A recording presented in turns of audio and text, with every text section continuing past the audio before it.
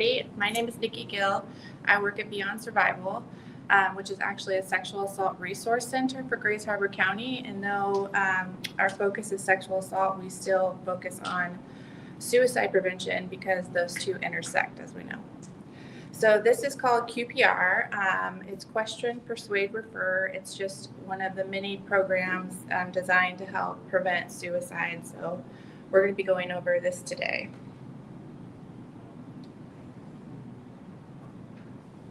So lots of people feel some type of way about suicide. Either they've known somebody, they have attempted themselves, lots of different reasons people feel uncomfortable talking about suicide. But if you are experiencing compassion fatigue or something like that because you've been through it too much, I suggest you reach out for help.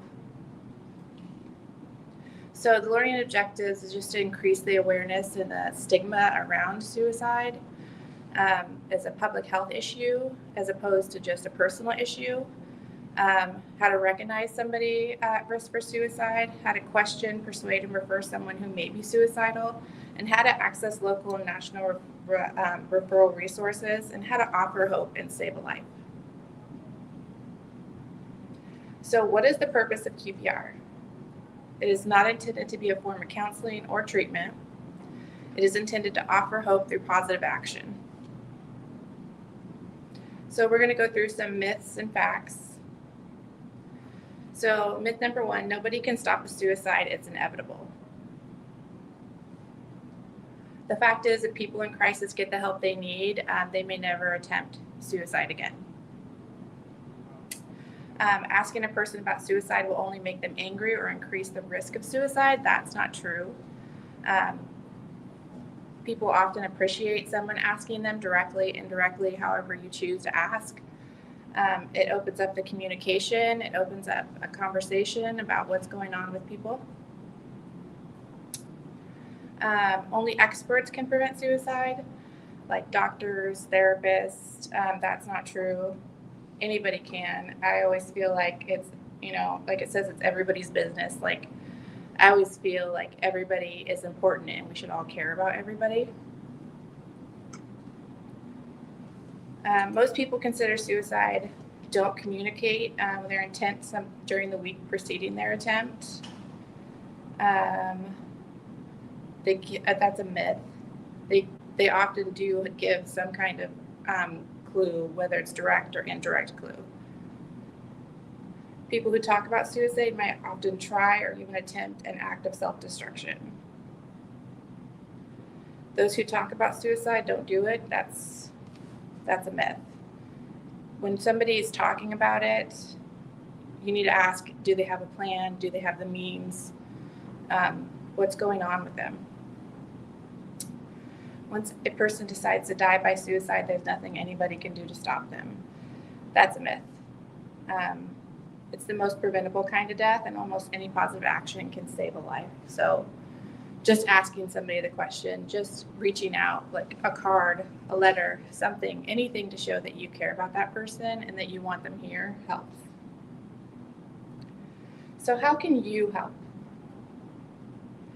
Ask the question. Suicide clues and warning signs. Take all signs seriously. This is one thing we talk to the youth about because they often joke about it. It's often used as a coercion for dating tactics, like I will kill myself if you break up with me, things like that. So we encourage everybody to take it seriously and report it. So we're going to talk about direct verbal clues, indirect verbal clues, behavior clues, and situational clues. So some direct verbal clues might be, I've decided to kill myself, I wish I were dead, I'm going to commit suicide, I'm going to end it all, if such and such does not happen, I'll kill myself.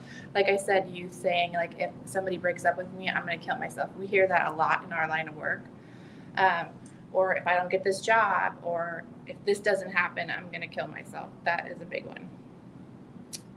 Some indirect verbal clues is, I'm tired of life, I just can't go on. My family would be better off without me. Who cares if I'm dead anyways? I just want out. I won't be around much longer. Pretty soon you won't have to worry about me. And I've heard those too, especially during COVID.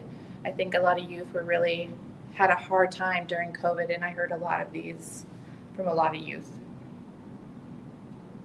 And so we did have that conversation. Are you planning suicide? Did you have a plan? What's going on? So some behavior clues are any previous suicide attempts, acquiring a gun or stockpiling pills, co-occurring depression, moodiness, hopelessness, like COVID brought about for a lot of people. Putting personal affairs in order, that's a direct clue. Giving away prized possessions, sudden interest or disinterest in religion, drug or alcohol abuse, or relapse after a period of recovery. That's why like substance abuse, sexual abuse, suicide, it all kind of intersects. So we kind of deal with all of it together, right? Unexplained anger, aggression, and irritability. So situational clues, previous suicide attempts, being fired or expelled from school, a recent unwanted move, loss of a major relationship, death of a spouse, child, best friend, especially if by suicide, diagnosis of a serious or terminal illness, sudden unexpected loss of freedom, fear of punishment, anticipated loss of financial security, and loss of a cherished therapist, counselor, or teacher. Fear of becoming a burden to others. Suicide rates for elderly people are really high because they do often feel like they're going to be a burden to their family, so why stick around? QPR Institute offers a 3-step intervention plan. Question, persuade, refer. So the question is approach, direct or indirect, however you want to do it. Identifying questions to avoid. Persuade, how do you persuade someone to stay alive? And how and to whom will you refer the person you just helped? As we know, there's not a lot of resources on the harbor. I have brought some resources. There will be some resources at the end of this PowerPoint. So asking the question. So tips for asking the question: if in doubt, don't wait, just ask. If the person is reluctant, be persistent. Talk to the person alone or in a private setting. This is not something you want to have a conversation around a bunch of people because you want honest answers. Allow the person to talk freely. In our job, listening is a skill. Like intentionally listening, you need to listen and let people talk about what they need to talk about. Give yourself plenty of time and have your resources handy. There's QPR cards, there's phone numbers, there's counselors' names, and any other information that you might have on hand to help would really be useful. Often people that are trying to help somebody who is feeling suicidal will get their religious institution involved, maybe a pastor or something like that. So how you ask the question is less important than just asking it. So the less direct approach, if you're somebody who's not very confrontational or just, you could ask, have you been unhappy lately? Have you been very unhappy lately? Have you been so very unhappy lately that you've been thinking about ending your life? Or do you ever wish you could go to sleep and not wake up? The direct approach, which is me, when people are upset, as you seem to be, they sometimes wish they were dead. I'm wondering if you're feeling that way too. I'm worried about you. I wonder if you're thinking about suicide. Are you thinking about killing yourself? It could be just as simple as that, is are you thinking about killing yourself? Important. If you cannot ask the question, find somebody who can. So if you can't do it, find somebody like in their family, in their religious institution, somebody else who can ask. How to not ask the question is as important as asking the question. So you don't want to ask the question with a closed-ended question, like you're not thinking about killing yourself, are you? Because you're there invoking an answer that you want to hear because you don't really want to hear that they are, right? You wouldn't do anything stupid, would you? Because the last thing we want to do is put judgment on somebody who's already feeling depressed, already feeling like life isn't worth living. Suicide's a dumb idea. Surely you're not thinking about suicide. Again, it's not a good way to ask. So persuading someone to stay alive, what does that take? Listen to the problem and give your full attention. Remember, suicide is not the problem, only a solution to a perceived insoluble problem. So suicide is not actually what the end goal is. They just don't want to feel the way they feel right now. They don't want to be in the position they're in right now. And suicide seems like a way out for them. And don't rush to judgment. That's the last thing people need. There's already enough stigma around suicide. We don't need people judging people who feel like they want to kill themselves. And offer hope in any form. So then ask, will you go with me to get help? Will you let me help you get help? What can we do to keep you safe for now? Like, I think that's the hard part about this, is trying to find somebody to help you to help somebody, right? Because sometimes we don't always know what to do. But doing anything is better than doing nothing, right? A lot of times what I would ask somebody is, what is keeping you here right now? Yeah, those are good questions to ask. What's keeping you here right now? What do you look forward to? Who do you love? Who relies on you? Things like that. People living with suicidal thoughts often believe they can't be helped, so you may have to do more. Your referral options, obviously the best one would be to take the person directly to someone who can help them.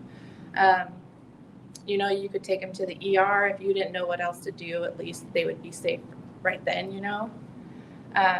But the next best thing is getting a commitment from them to accept help, then making arrangements to get that help.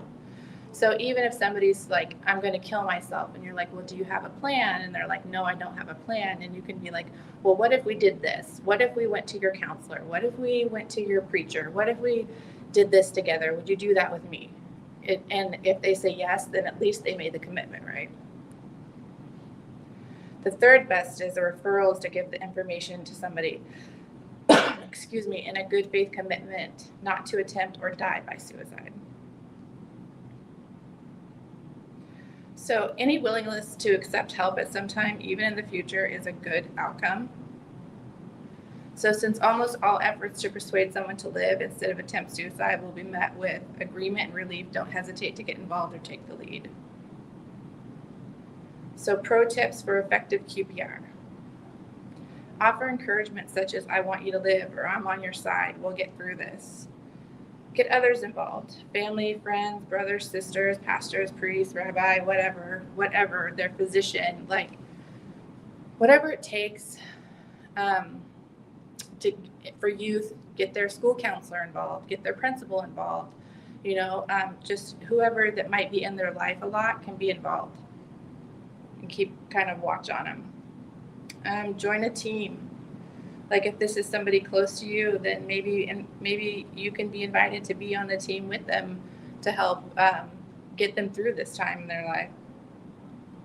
Follow up with visits, a phone call, or a card. It's amazing what just a simple card that you get in the mail will do for your overall health and your well-being. Just to know that somebody cared about you enough to send you a card, is pretty amazing. Let the person know you care about what happens to them, and caring may save a life. So remember, when you apply QPR, you plant the seeds of hope, and that's really what it's about. You can't always be the one to save somebody, but we often, all the time actually, we're like, we can't make people do things we want them to do, even though we think it's the best for them. But you can plant those seeds, and one day it'll be like, oh yeah, I remember what that person said, and they'll be like, oh yeah, I can do that. So planting the seeds, right? So this is just some statistics for Washington State. I thought it would be interesting to let you know what our state is for the year 2022. That's the most updated statistics. 14.9 suicides for every 100,000 people in Washington. So that's like 1,200 people a year. That's a lot of people that die by suicide. It doesn't seem like a lot, but think about it. That's a lot. And then you think about the people who are affected by that suicide. So that triples, right? That's like a chain effect. And so unfortunately, American Indian or Alaska Native is the highest rate. They are the ones who attempt or complete suicide the most in Washington State, and I think all over the country. And the risk of suicide peaks between the ages of 80 and 84. Like I said, elderly people, they really feel like they're a burden to their family, like they have nothing to live for anymore. So they often commit suicide. But, you know, as you can see, it starts out pretty young. So how does sexual assault lead to suicidal thoughts and behaviors? I thought I would just throw that in there since I am a sexual assault advocate. Trauma, mental health disorders, frequently cause PTSD, major depression, severe anxiety, all major risk factors for suicidal ideation and attempts. The shame, the stigma, you already have the shame and stigma of being assaulted, and now you add on top of that the shame and stigma of feeling like you want to commit suicide. Just a lot of judgment goes into it. Loss of social support, like I said before, your social support is going to be what gets you through, like your brother, your sister, your family, your church, whatever it is. Disassociation, common trauma response. I don't know if everybody knows what disassociation is. Just when you kind of leave yourself. It's a common trauma response, and problems managing intense emotions are linked to self-harm and suicide attempt. And don't get it twisted that self-harm and suicidal ideations are the same thing. They are not the same thing at all. One is a coping skill, one is not. Many people self-harm and don't have any suicidal ideation. It's just a coping skill. It's not a very healthy one, but it works and people do it, right? But it does not mean that they are suicidal at all. Co-occurring problems, substance use, re-victimization, interpersonal violence increase the risk further. So, and who is especially at high risk for sexually assault, adolescents and young adults who experience sexual violence. Suicide is a leading cause of death of young people globally, especially LGBTQ survivors. They face higher rates of sexual victimization and higher suicidal risk overall. People who have experienced sexual abuse in childhood have an elevated risk of suicidal behavior later in life as well. So, I know that was pretty short because I talk fast, but here are some organizations, including ours, you can call for support. We are not experts in suicide prevention, but we will try to get you over to somebody who is. Great Rivers Behavioral Health, they have a crisis line. Columbia Wellness. If you feel immediately unsafe or think you might harm yourself, call 911, or somebody else might harm themselves, call 911, right? Excuse me. Like I said, you need to take it seriously. The National Suicide and Crisis Lifeline is 988. For sexual assault support, you can call us again. Like I said, we will find somebody who will come to you and figure this out. Since you have done this, you can now get your gatekeeper badge, because now you're gatekeepers of QPR. And this is how you can reach me. This is how you can reach the QPR Institute. So, You want to go back to the last slide so they can scan the QR code? Yeah. It's delayed up on the, okay, there we go. So I'm probably having a lot of questions and overshare, but do you see a trend of those who do self-harm? Are they more likely to get help than commit suicide once they start self-harm, or are they more geared towards committing suicide? Like, where's that? Like, You know, I don't know the statistics on that, but I do know that the youth I've worked with, almost all of them self-harm, and all of them are working on a way to not self-harm anymore. That's because they have extra assistant, they have a support system like us. Resources, yeah. I know that self-harm, sometimes there's an accidental suicide, but I think that if they have a support system, support-based, trusted adults to talk to help them through getting help, I think they have better odds, right? Who your support system is. If you have a support system, you're better off in anything you do, right? Whether it be sexual assault, whether it be suicide, if you have that backing, like us, or like Columbia Wellness, or whatever it is, the WISE team, like if you have somebody there to be like, I'm here to help you, your chances are going to be much better. So say like someone that's suicidal and so sometimes we get calls that have nothing to do with sexual abuse. It doesn't mean that we're not gonna help you, what we're gonna do is try to refer you and try to help you build that support system. Right. Because we want, even if you're not a victim of sexual abuse, trafficking, or interpersonal sexual abuse or anything that we cover, we're gonna do our best to get you that support system base. And then if you call and can't get that, guess what? You call us back and we're gonna try and continue to get that support system for you as much as possible, right? Because oftentimes we do get people who call our crisis line who do feel suicidal because of what they've been through. So we do refer to, like, you have these options in this county. You have this options in this county if you're not in our county. But, we will be like, if you cannot get help, please call us back. Our crisis line is 24/7, so you can reach us all the time of the night and day. So if you have those two intersecting things, definitely give us a call and we will refer you to somebody who can help you. And even if you don't, like Andrea said, we get calls all the time that have nothing to do with our actual work, but we will refer you and try to help figure out as best as we can. So so what you're saying is Grace Harbor does not have any like suicide prevention, I don't know, like what you guys do as far as sexual abuse and human trafficking and those kind of things. There isn't one in Grace Harbor really per se? Specifically, Yeah, not that I know of, okay. and I would hope that I would know of it. Well, I didn't think so. There was one, I know that it closed because, we're in tough times right now. So a lot of nonprofits aren't being able to stay open. There was one and it closed down. Yeah, Connection Lifeline or something. And that's been down for a while. Yeah, it's been down for a while. So not that I know of specifically, but the crisis line does deal with that specifically. One of the things they do deal with is that. So, I mean, they So know. Who do you refer people to? We would call, Mobile crisis, right? yes, mobile crisis. Yeah. Yep. You call mobile crisis and they will come to you, to whoever it is.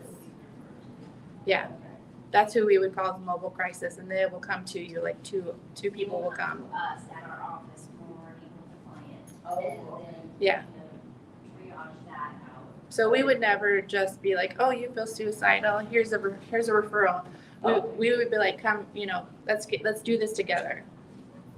Okay, so if they call you from home and can't or won't come to you, We'll ask for their information and if it's okay for us to send the mobile crisis team to them. oh, okay. Yeah, because some people don't want to come in, but we'll be like, is it okay if we give your number to this person and they come see you? Also, a lot of times we get callers that we have no caller ID. Right. They won't give us any information and then they hang up on us and there's nothing we can do about that and that sucks. Yeah. That's a hard one.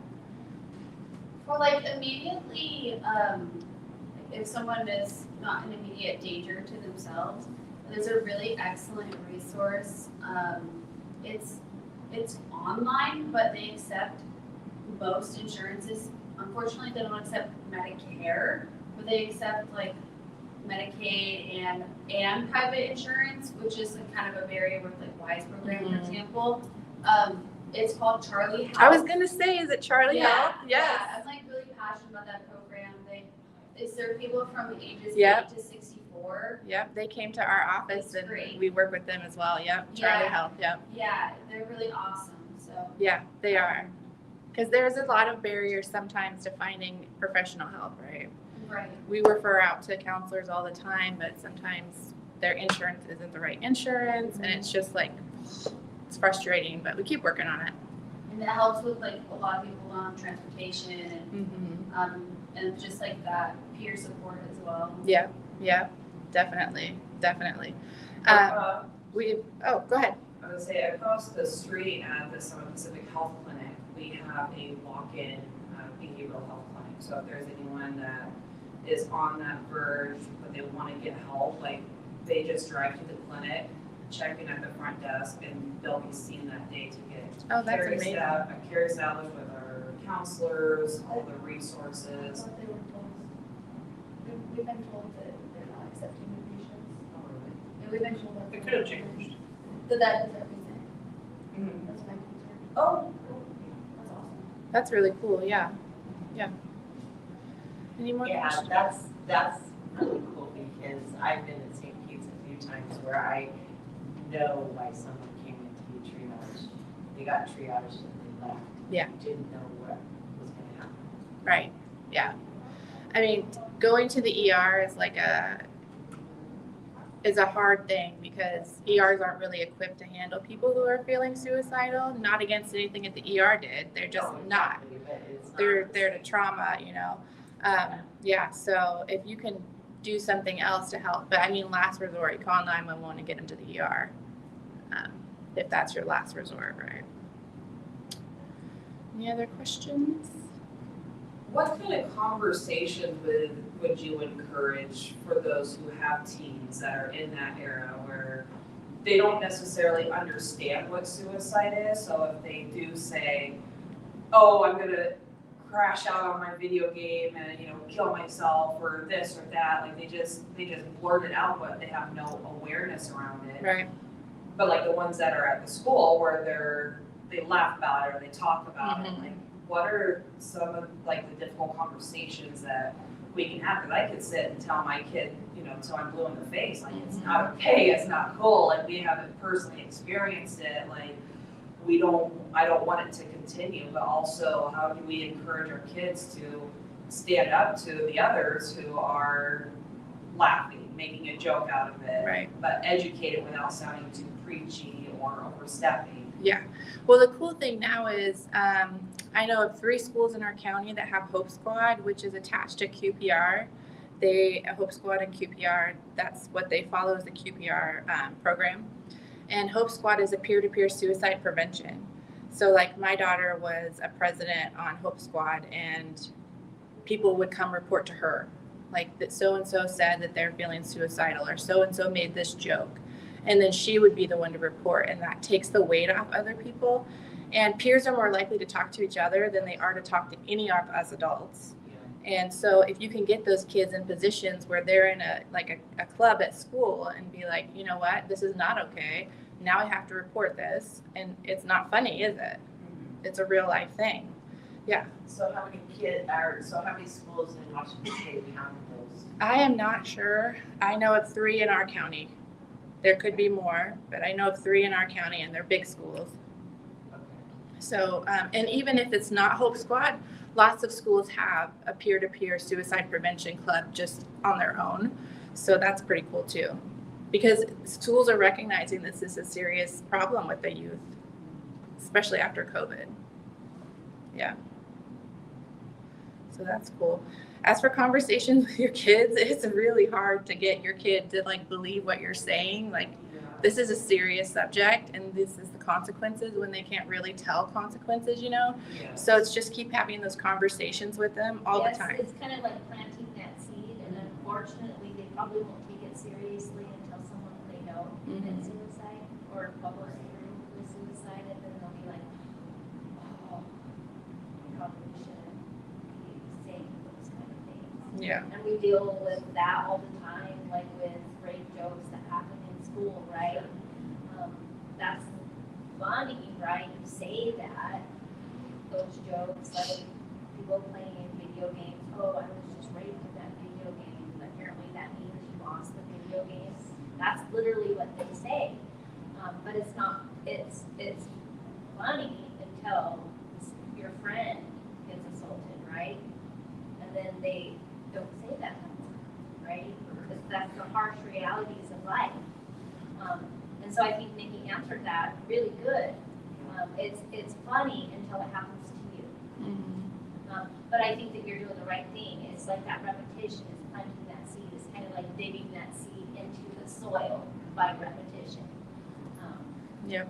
And until it happens to them or someone they love, they're not gonna get it in the door until it's a peer-to-peer thing. Yeah. Definitely. Yeah, I think the peer-to-peer thing is really strong. That's a really strong resource that the kids bystander have. intervention. Yeah, bystander intervention for sure. Yeah. Any other Are questions? there resources for families, for someone in my immediate family was participating in self-harm a few years ago, and another immediate family member discovered that they were doing that. And so, and they had to be the ones to come to me and were like, hey, this is what's happening. I don't even know how to have this conversation with you or let you know what's going on, Yeah. but here's what's happening. And like, it's really kind of haunted that person because now they just feel the need to constantly, not to constantly check on them, but they're always gonna have that kind of scarred in the back of their mind. Because And it's so really scary. Are there resources out there? There's for- tons of resources. There's apps, there's online things, there's groups, there's all kinds of things for self-harm. If you email me or call me, I can get resources for anybody who wants them on self-harm. But yeah, there's a lot of stuff that can be done. But it is really scary for parents. Parents come to us and they're like, my child is self-harming. I'm scared they are going to attempt suicide. And it is very scary as a parent. I know myself that's terrifying. But we got to figure out, like, why are they self-harming? There's something underneath that that's causing that. So that's what we got to figure out, right? So yeah, there's lots of resources. Yeah, so you can always call our office. We're a wealth of information. Don't have to be a survivor of sexual assault, trafficking, or anything like that. We're not a hoarder of resources. Just call. We can email it to you. We can put it in an envelope and send it to you. Yeah, anything that we can think of, we'll send it. How are you guys funded? Oh, that's a good question for Andrea. Well, we've lost a lot of our funding. We're funded through Office of Crime Victims Advocacy, which is OCDA, Department of Commerce. I'm the executive director, and so it's my job is getting funding. So right now I'm not asking funding from the federal government just in case they take it away from us again. And so I'm pretty much, Grace Harbor Community Foundation is a big funder of ours. And so I specifically ask from family foundations across the state and then across the United States. And so that's pretty much my job, to supplement the funding losses that we've had. And it's been dwindling over the past couple of years. So it's pretty much my full-time job is trying to find funding for beyond survival. We do have, we get quite a few donations from businesses that just give to us every single year, which is pretty awesome. That's what we do. Okay. I didn't know if you were a state agency or. Yeah, no, we're a 501c3 nonprofit. Okay.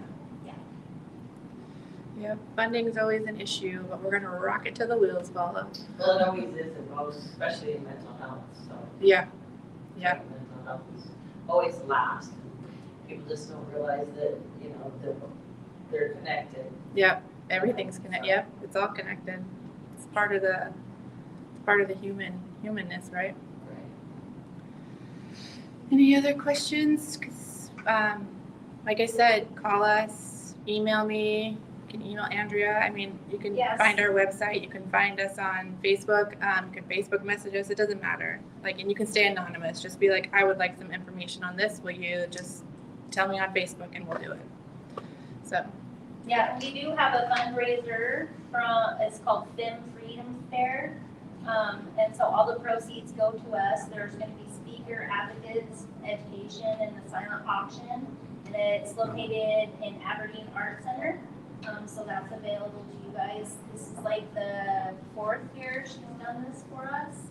So it's pretty awesome. You guys can grab these if you would like. And we also have support groups throughout our whole entire calendar year. We offer, all of our support groups are all inclusive.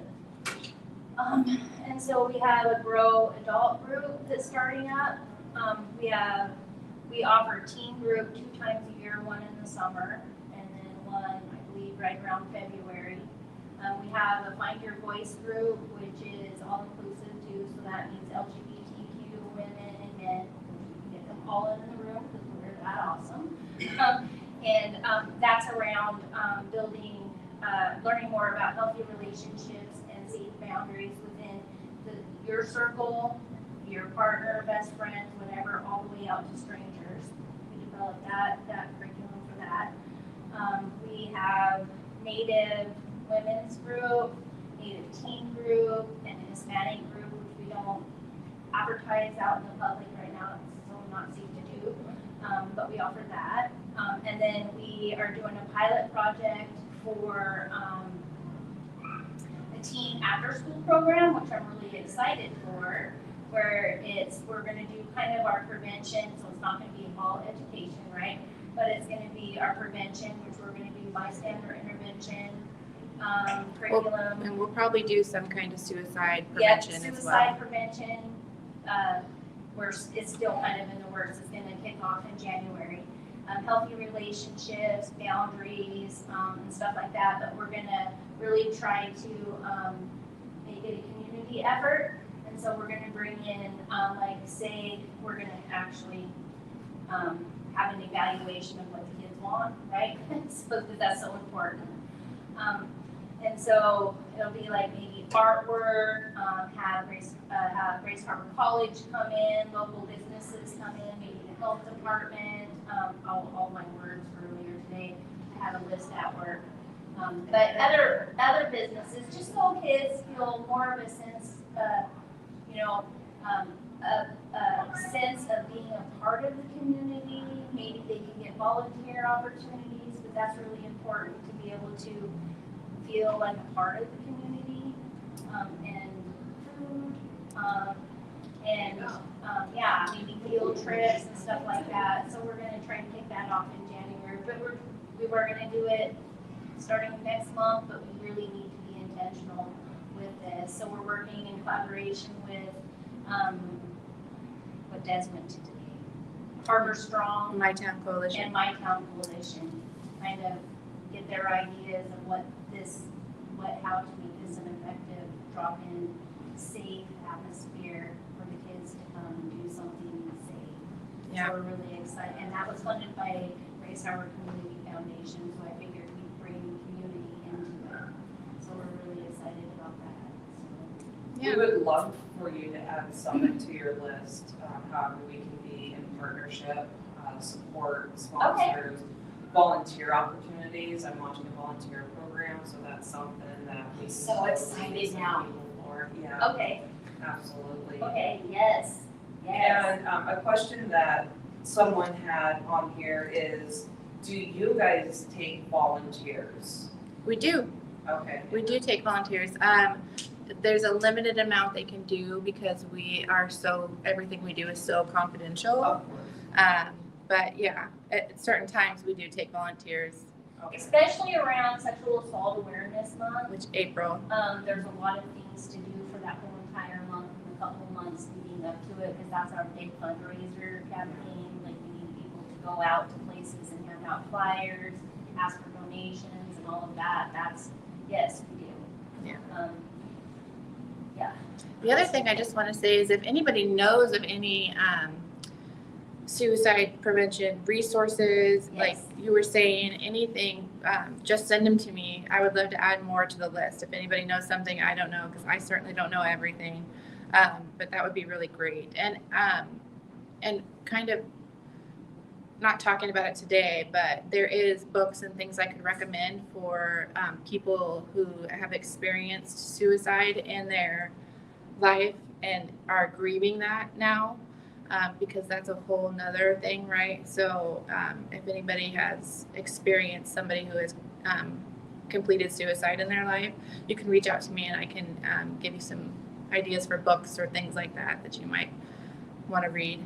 Is there any grief groups in Aberdeen, Hopedale area? So I know of one grief group in Montesano at Church of God. It's not specifically for suicide related things, but it is a grief group. And then somebody else is just starting one. I have to get back to you on that because they just gave us a poster the other day. For suicide or just grief? Just grief, altogether grief. Because I do one at the Presbyterian Church, but I didn't want to have it suicide per se, just because everybody expects that of me, so I just wanted it to be for grief. Yes. But I really, truly think that if I had it for suicide, more people would come. Yeah. Yeah. You know what I mean? Yeah. It's like, for some reason, it's like, I could just grieve, Yeah. But I think it's a hard thing for people to understand, like that somebody would take their own life, and people don't understand that, and then they stigmatize it, and then they judge it, and it's like sure. grieving that is a terrible, terrible, lonely thing. Having a support system is so huge. Oh, yeah, for sure. Yeah. Yeah. Absolutely. So in Aberdeen, Hope, there are none? I think there's one. I can't say. I think somebody dropped off a poster the other day. I'll look and see. Okay. Yeah, but there's not many. When I was going to nursing school, Aberdeen or Grace Harbor had the highest suicide rate in the state then. Yeah, I That can was see. back in the late 90s. Mhm. And then it became an Indian tribe in eastern Washington somewhere. But I've always been amazed because they do so well with the cancer relay, I mean, they've always been huge with that, but they just haven't had the resources Right, for so many people that are, exiting, so I just don't understand. right. You don't see a lot of suicide prevention, like You don't. awareness. Yeah, And I think every community should have it since it's become such a way of exiting now. yes. I mean, it's huge. Yeah. It's almost 2,000 people a year, and that was in 2022. So Well, in 2022, in Washington State, from, I remember, some 14 to 17-year-old, it was up 732% yeah, that's in crazy. Washington State. That's So that's ridiculous. it's unacceptable. That's- Yeah, That's a pandemic it is. Yeah. It is. to me, Yes. So is that we gotta get some stuff out there Yeah. for people. And anybody, just to mention, anybody who, some people will worry about getting involved in things like CPR and things. This kind of falls under the same like Good Samaritan law. Like if you do try to help somebody who is having suicide ideations and you can't help them and they do Right. complete it, it's not your fault. No, of course not. Yeah. Yeah. And we really push that on youth because I would never want them to feel like they did something that caused somebody else to take their own life, Well, it would be nice if the consciousness of people would be that they don't, it's better to try to help somebody. But then, there's always people that are going to feel guilty, so. but completely, I yeah. wish that people felt more accommodating to Right. to reach out. We need some more empathy around here. Well, and I think a lot of times We that, just need to talk about it more. yeah. And I think a lot of times people think that there's someone else in the room or someone else that can better do it, right? The bystander effect. To be able to help in the situation. And let's not wait. Yeah. Let's be the one to do it because anybody can offer a helping hand. Absolutely. Yes. Anything is better than nothing. Yes. Definitely. And don't wait for the next person to step up. I've been, I'll probably get emotional, but I'm going through brain cancer. Oh my, And there's a lot of times where I will just blurt out, like, I don't want to do it. Like, I don't want to take my chemo anymore. I'm tired of feeling like shit. I'm tired of being sick. I'm tired of all the things. I don't want to, but I don't want to stop taking it because I know that can take me out. But at the same time, this isn't the quality of life that I grew up to have. This isn't the quality of life that I want for myself. And so it's just like, my son brought it to my attention. He was like, Mom, would you really kill yourself if you don't lose your cancer? And it's just like, that kid, that destroyed me. yeah, Because I'm not being, mindful of my surroundings and reminding myself there are little ears in the room that they don't understand it. And so now I got him that's worried, and he's always asking, did you take your or chemo, like, are you doing okay, are you doing this? But there's just like some days where it's just, I just want to crawl in a hole. I want it to be done. I would never act upon it. I take pride in digging myself out of the hole pretty quick. Because I couldn't imagine putting my mom through it, my own kids through it, my husband, like I think of everyone around me, how sad they would be, because I know how sad I've been with the people that I've lost in my life due to suicide and cancer. So it's just one of those being mindful, and it just really brought to my attention of like the indirect kind of, you know, just not even threats, but just throwing it out there. Like I don't want to do it anymore. Right. But how the putting myself in my son's shoes, you know, he's like, oh my God, like what does mom mean that she doesn't want this? And especially when I'm saying it over and over and over again. Yeah. But it's just one of those eye openers that it's like, okay, this is just a feeling. I promise I'm not going to act on it. So now I feel like I have kind of people holding me accountable. Right. Yeah, that but support system. It sucks. It really sucks. And Summit, we have a support group. We partnered with NAMI, the National Alliance of Mental Illness, and we meet every second Thursday. And there was a night where it was just us that was here, and I just let it all out because I didn't know where to turn. You know, I was like, on the front, I'm that happy person. I don't want people to see that I'm struggling. I don't want them to know that I'm miserable. I don't want them to think that I don't want to do it anymore.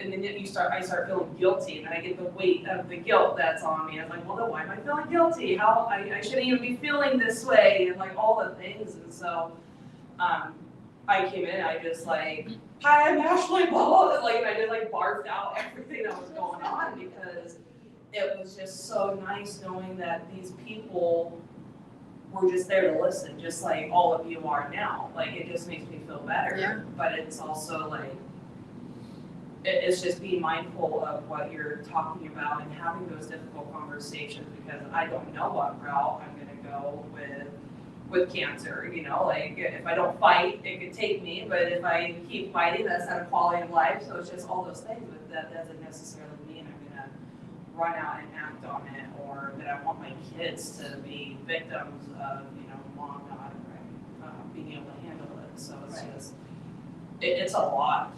Yeah, you're It's a incredibly strong for going through what you're doing, and I think incredibly smart to notice that those kind of words, what we say around little ears can mean so much, and that you recognize that. Like, but nobody could blame you for feeling the way you feel. I mean, you deserve to feel the way you feel. I mean, I can't imagine. So, good on you. Good on you. And you can't do it alone.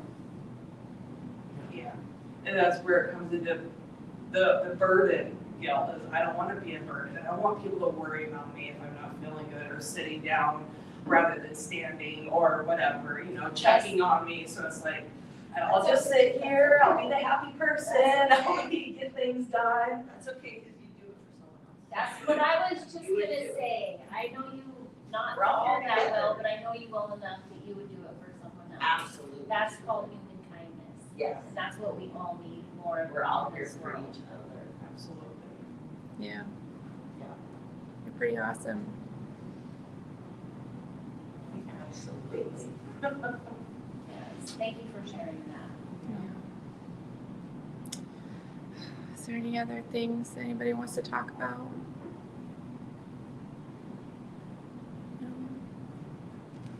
Okay. I get fired up after we have like a good fire up, because like, we're putting a stop to this like tomorrow. Like, this is what we're going to do. We have just We're changed gonna the do world.